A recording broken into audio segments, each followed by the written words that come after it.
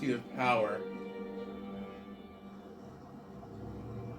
Ambassador Spock, Captain Solano, welcome to Hotari.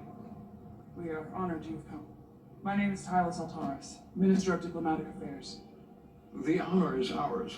And this is Commander Jara Rydick, first officer aboard the USS Resolute. You'll find she has a keen mind and unique insight into the dynamics between the Hotari and the Illydians. It's very nice to meet you. Likewise, I hope... These must be the representatives of the mighty Federation. The reigning authority in the galaxy. Or so we've been led to believe. Whether that's true or not remains to be seen. But, either way, we're grateful He you sounds made the time familiar. to come to our little corner of the universe. And you are? This is Galvin, and Cicidron, the heroes of the revolt in the mines. That's why it's called Resurgence.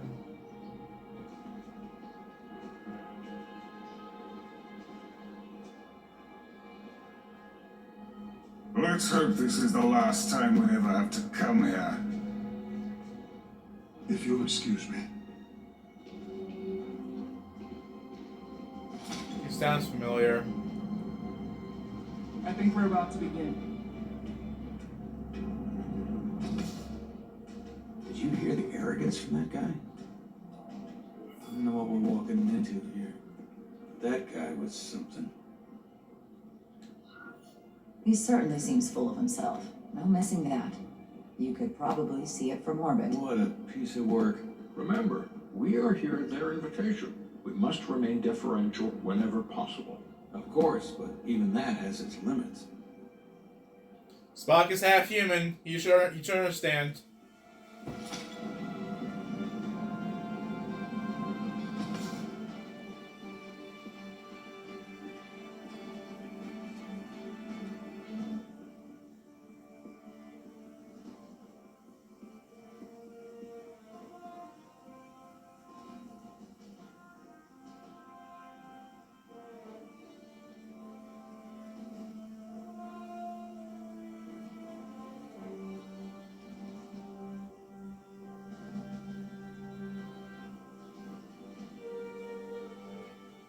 What am I gonna do?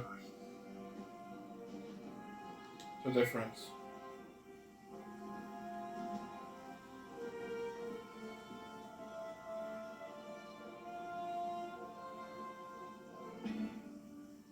Ambassador Spock, welcome to Hotari Prime. The honor is mine, Your Majesty. That the Federation would send one of their most respected representatives is not only an honor to the Hotari people and their queen, but a recognition of our stature and importance. Let's get on with it, shall we? With all due respect to the Federation and their ambassador, they have no authority here. We are not members of their alliance. We are not subject to their rule, nor you. We demand the immediate return of all mining operations to Illydian control, as it has been for centuries and will be for centuries more. That has always been our understanding. That understanding has changed. Then you invite war! And if you cannot remain silent, you will be silenced. Whoa! But his point is well taken. What is the Federation's interest in this matter? Perhaps you would have us trade one oppressor for another? The Federation remains neutral. Our only interest is the peaceful resolution of this conflict. We are here at your request, Your Majesty. For Shit.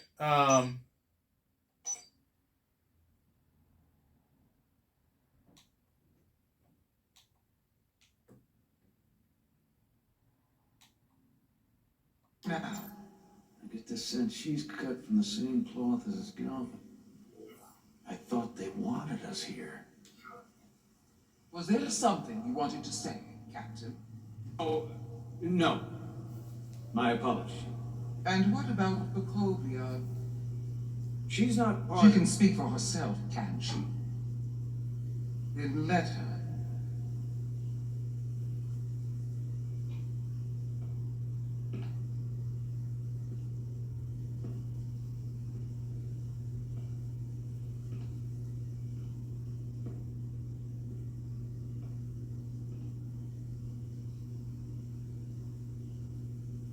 What are my options? No.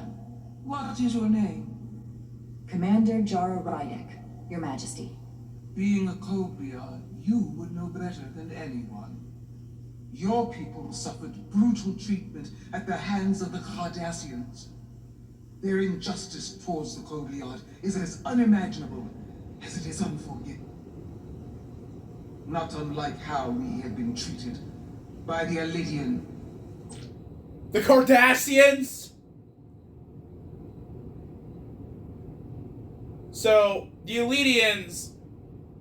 Okay, let's say this as... Okay, for those of you who haven't watched Deep Space Nine, throughout Deep Space Nine, the Bajorans mentioned throughout the entire series about the occupation of Bajor.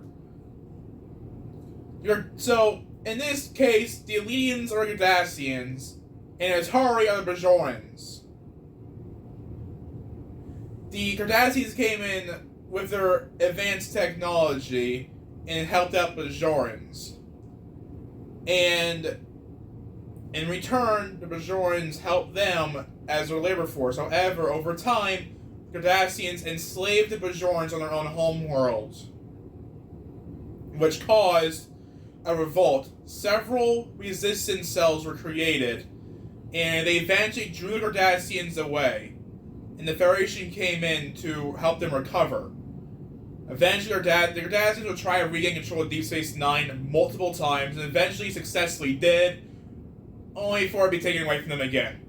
By one little ship. That had to hurt.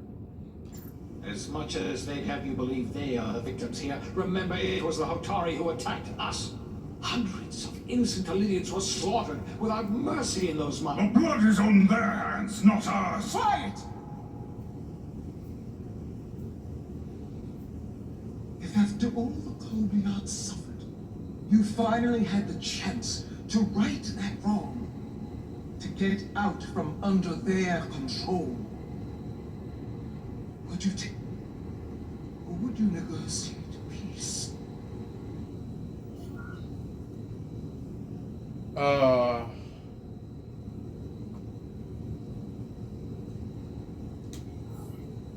If the opportunity presented itself, and I wish that it had, more than you can know, then I would right the wrong without hesitation.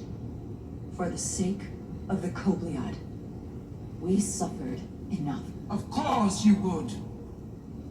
It would be foolish to do otherwise. The Federation is the most powerful, most advanced alliance in the galaxy. It's widely known we have an abundance of dilithium in our mines.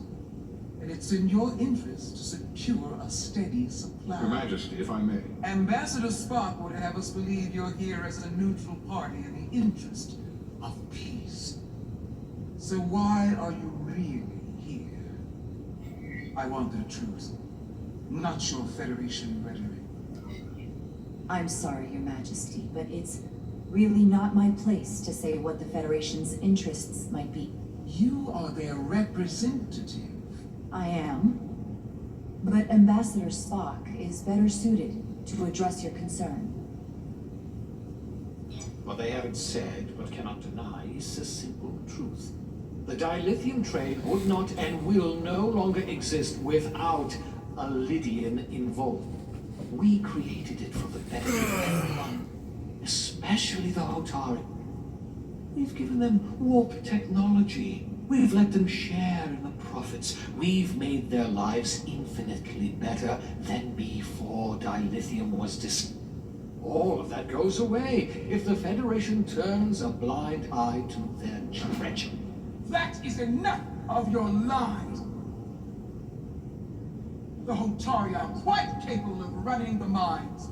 We've done so for centuries. So tell me, who deserves control of the dilithium trade and the mines on town? Who should the Federation recognize? Oh, do not make me. Hotari? Do not make me make a decision. Oh my god. Maybe one or the other, not both.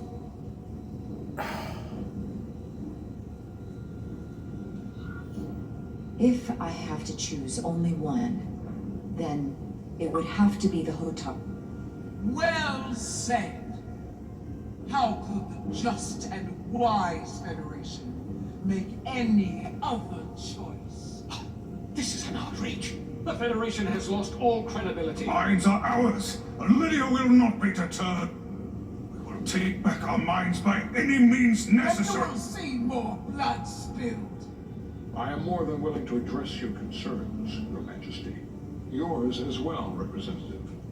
But I suggest we could have a more productive conversation with a smaller group. Perhaps only the most essential representatives.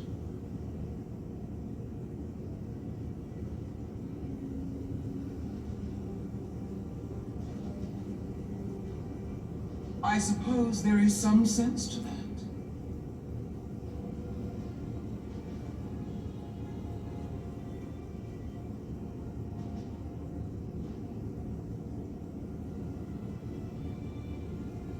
I hope we meet again, Jara Rai.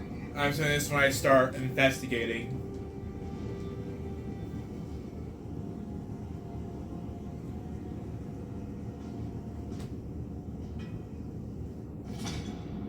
Did I piss him off again?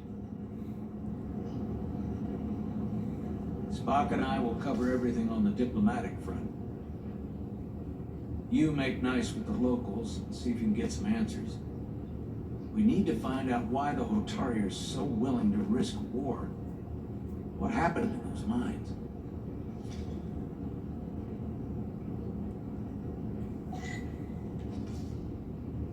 Three members of each faction, okay. What the hell is this?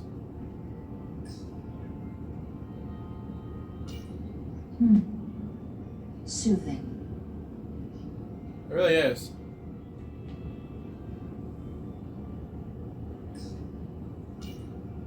Commander, I'm glad you've chosen to side with the Hotari.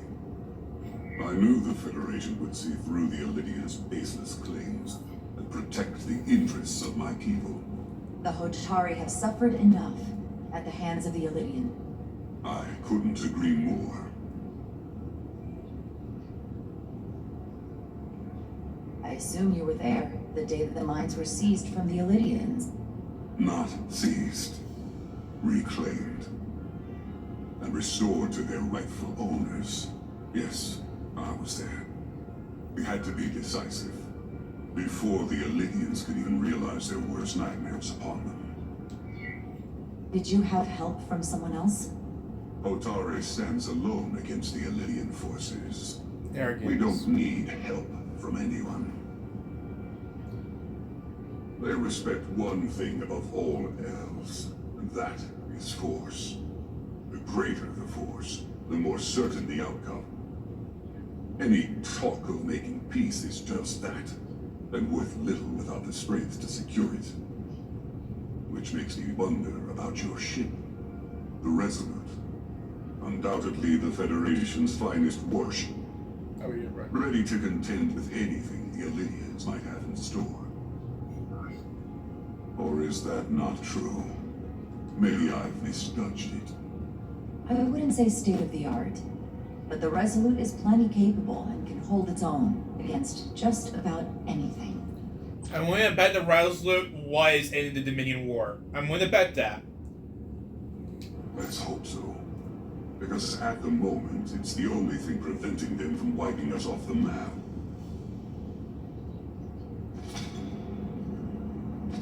Sigma. A pleasure meeting you, Commander. I'm sure we'll cross paths again. Here's the Atari side.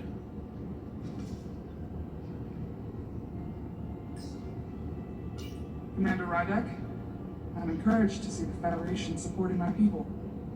I'm afraid of what might happen without your help. I'm glad to hear it.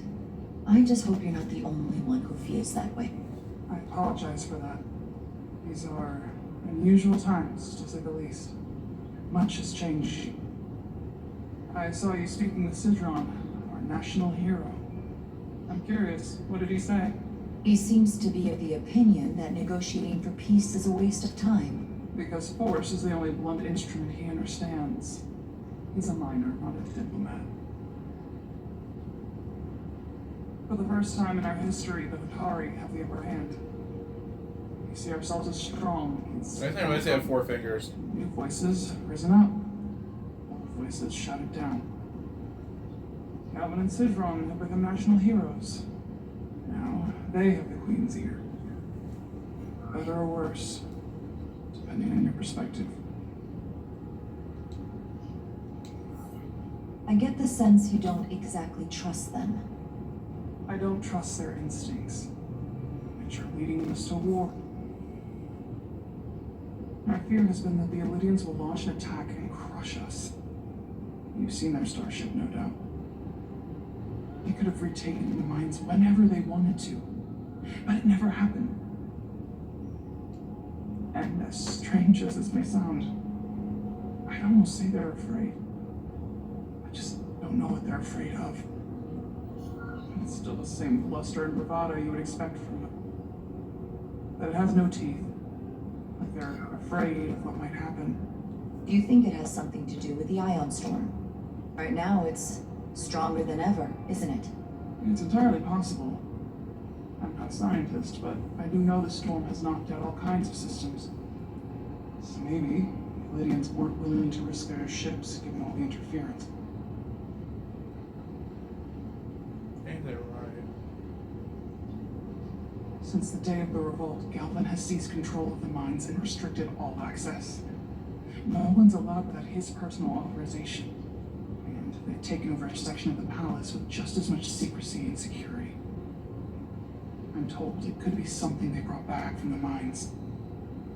I've made inquiries, but everyone pretends it doesn't exist. What do you think it is? I've heard rumors it's some sort of ancient artifact, but I haven't seen it myself. How can we know?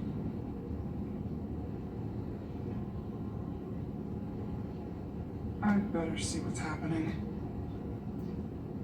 Do you think you can find out what they're hiding? I need to see proof of something before I can make my case to the Federation. I can try, but even if I found it, I might not know what to make of it. Take this. You can use it to capture whatever you find, and then send it to me. Tricorder. Thank you. I will let you know what I find.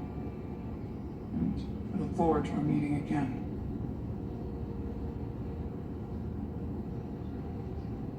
Sorry, I couldn't help but notice you were speaking with the Hotari this whole time. I figured in the interest of fairness, I should offer another perspective. Of course. I'm probably not telling you anything you don't already know, but these negotiations rely on the Federation's neutrality, as does any hope you might have for a supply of dilithium in the future. So, why you would choose to side with the Hotari escapes me. Without a Lydian involvement, there is no dilithium trade. But clearly, you weren't aware. Of all my concerns, dilithium is not one of them. I could care less about securing a supply, now or in the future. I'd be curious to know if the rest of the Federation shares your indifference. What the hell is wrong with the audio? Major Solid Armenta, Special Attaché, Lydian Armed Forces. Pleasure to meet you, Commander. That was brief. I have my issues with the Hotari, but I have to give them some credit. They know how to seize an opportunity. Inciting an uprising the same day as a massive once-in-a-lifetime ion storm. Our assumption was that this storm was just an anomaly. Yes, a very convenient anomaly. At least that was what we were told. Of course, I wasn't there. But who am I to say otherwise? Something tells me there's more to the story. So what really happened? Well, the official story is that it was the storm that enabled the revolt. How else do a bunch of unarmed, unorganized miners seize control of an entire moon, much less thousands of miles? But I've talked to people who were there. They tell a different story. They say they're lucky to have escaped with their lives. It was more than just the storm. That somehow the miners were able to harness the energy from the storm. What? I know it sounds crazy. I'm not even sure I believe it myself. The energy readings we've seen are off the charts. There's no way they'd be able to somehow harness it. That sort of technology doesn't even exist. I know. I felt the same way. But each person told the same story.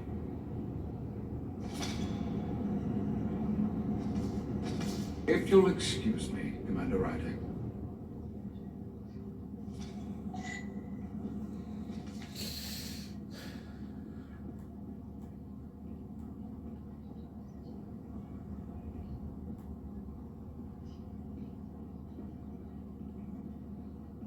Let's jogging.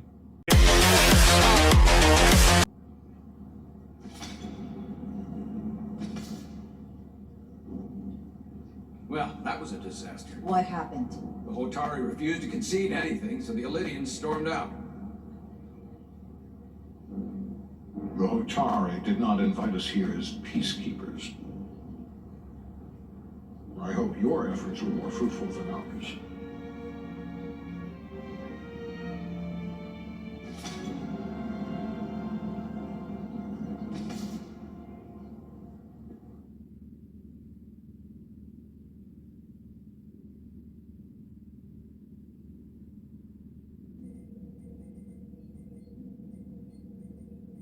Gravitational harmonics failing to resolve.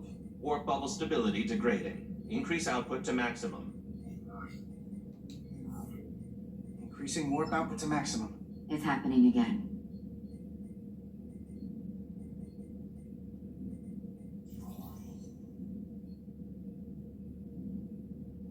It is evident that presently the Resolute cannot achieve warp propulsion. Since our diagnostics rule out any problems with our warp systems or anything about the ship, the problem appears to be the fabric of space itself. Space itself? You're saying something about this region of space prevents warp travel? Prevents it, or can't sustain it. However improbable, that appears to be the case. We need to know more. The storm didn't stop us from leaving space dock and traveling here. But could it still be causing this interference with warp travel? We must follow sound investigatory principles. Do not let an assumed conclusion drive your analysis. Hold up. Sometimes we need a little inspired thinking, Mr. Chobak. Captain Solano is on his way back from the negotiations, and I want to have some answers for him when he gets here. That sounds awfully familiar. I've been watching Star Trek for a long time, and there was this one episode of Voyager that really piqued my interest.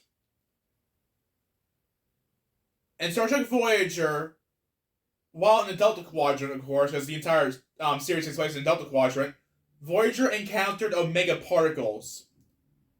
The Borg have actually found them a few times before, and they have a former Borg drone on board Voyager at this time named 7 of 9, or 7 for short. And she knows about Omega, and she told Chakotay about it, and he was not supposed to know because it's a really high security thing talking about Omega particles. Like, it's really high security clearance, like captain or above level clearance. So the Omega particles, I'm not sure how they work, but they prevent warp travel entirely. How, I don't know. Because the way a warp drive works, it's in the name. So what it does is it creates a bubble around the ship and bends it around, and bends space around the ship, causing it to warp, propelling the ship faster than light, which is why it's called the warp drive. Because it warps space around the ship, which makes it go faster than light. I know a lot, okay? Indeed. Given the facts at hand, we may be able to deploy subspace probes around the ship to construct a clearer picture of the phenomenon. Around the ship. I'll prep a shuttle. No!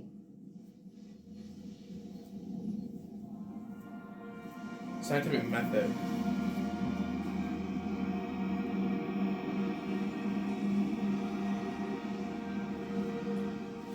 I'm not going back too yet? What the hell? I hate the shovels in front of the ship. I'm setting up a waypoint at a distance roughly corresponding to the edge of our warp field. When we get there, I'll deploy the first probe. Okay, so...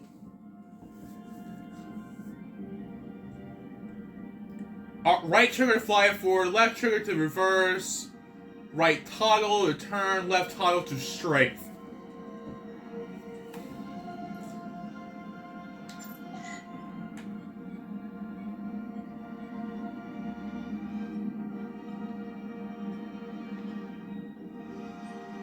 Oh, I see.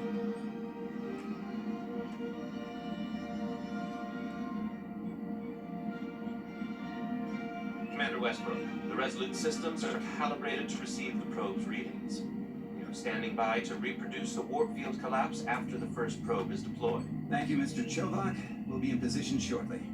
And, Mr. Diaz, do take care in piloting the shuttlecraft. Now is not the time to indulge in the human penchant for joyriding.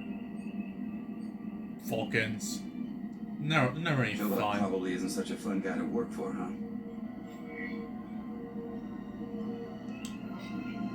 I always seem to find a way to push his buttons. Yeah, I think he blasted me out of the airlock if he thought it would help increase engine efficiency by 0.1%. Well, don't worry about it. Chovak's opinion isn't the only one that matters. Last time I checked, I was still Chief Science Officer, and you made a hell of an impression on Ambassador Spock. I'm the one who should be worried with this new first officer on board.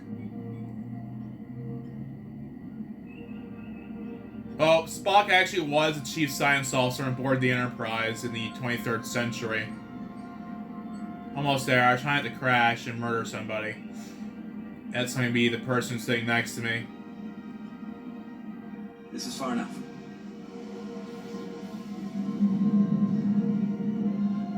Transporting the first probe into position.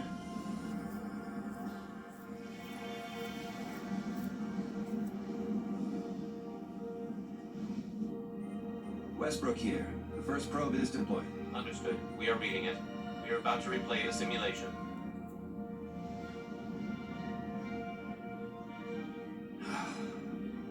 Problem?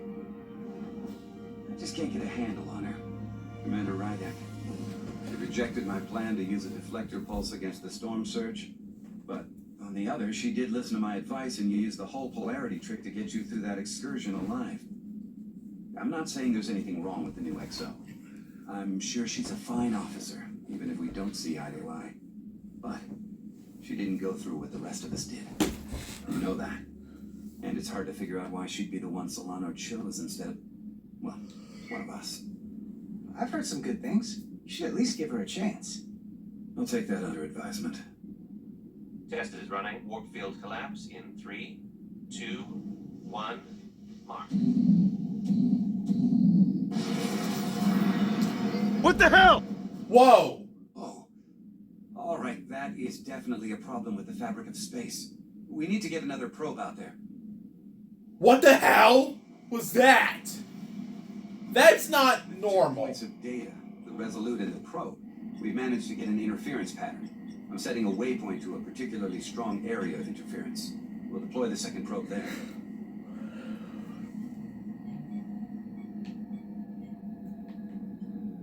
Listen, I'm gonna give you a piece of advice I wish someone had given me. Make sure you're never just one thing. Don't get so focused on what's in front of your face that you lose sight of the big picture. Before Rydek showed up, the captain pulled me into his ready room and told me he didn't think I had the people skills to be first officer. What a load of crap. I mean, if he'd said that about Chovak, sure. Well, if you're asking, I think you're a people person. After all, here we are. Me, an enlisted officer. You, one of the senior staff. Talking like old buddies. I should send Solano to talk to you. Bring him on. I'm sure you can handle him. You've got potential. You're a capable engineer. You're good in the field. Whoa. Keep up the Whoa! Who Whoa! knows? Solid. Okay, you can hang of this. Like you could Easier be than commander-in-chief squadrons. of Starfleet one day. Hell, Admiral Jellicoe started as a shuttle pilot. And there are places to go in the enlisted ranks, too. Of course, if you get an officer's commission, they'll put you on another ship. I don't know. I'm pretty happy where I am. Did he say Admiral Jellicoe? I remember him. He was temporarily in command of the Enterprise in Star Trek Next Generation. I don't remember which episode it was, but it was a two-part episode. I don't remember what season, but it was a two-part episode, and it was when Picard was taken captive by the Cardassians, and he and Riker did not like each other. You must be a glutton for punishment. Lieutenant Commander Chobot has been known to take decades to warm up to people. He's a Vulcan, that's why. Unlike Spock, who befriended Captain Kirk like almost immediately after they first met, because Spock's half human, which is why Kirk likes him so much. Close enough. Stop the engines.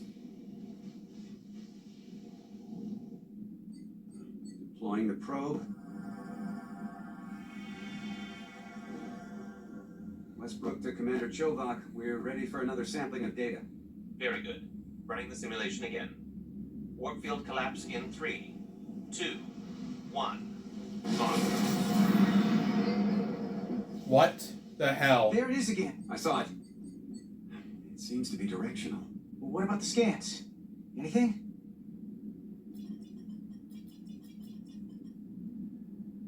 Here's the readings in relation to our local space. We've got the Resolute, Otari Prime, and the probes. All this interference is overloading the sensor buffers. We're gonna have to triangulate the sensors manually.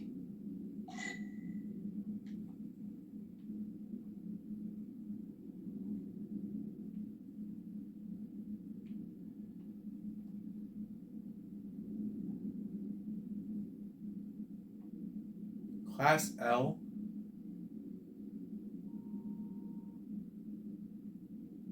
We got something. These markers indicate peaks in the gravimetric interference patterns. Let's see if I can find some more.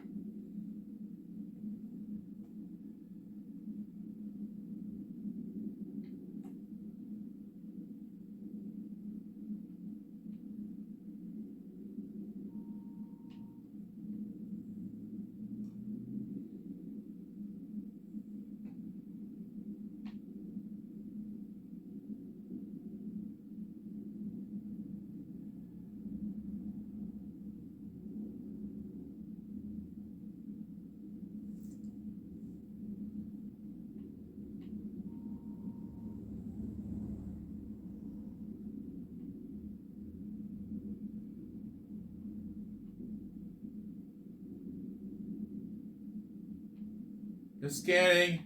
I already did that one.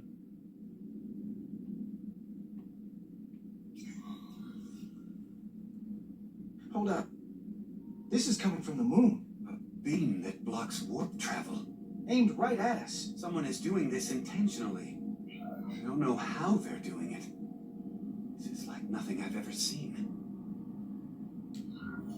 We're under attack and we didn't even know it. We need to stop them. Unplug whatever it is they're hitting us with. Now, look here. These are current readings of the ion storm. These concentrations. They line up with the interference pattern. The storm. And this beam. They're coming from the same place. Carter, whatever petty local conflict brought us here, it's just a small part of something much bigger. Oh no.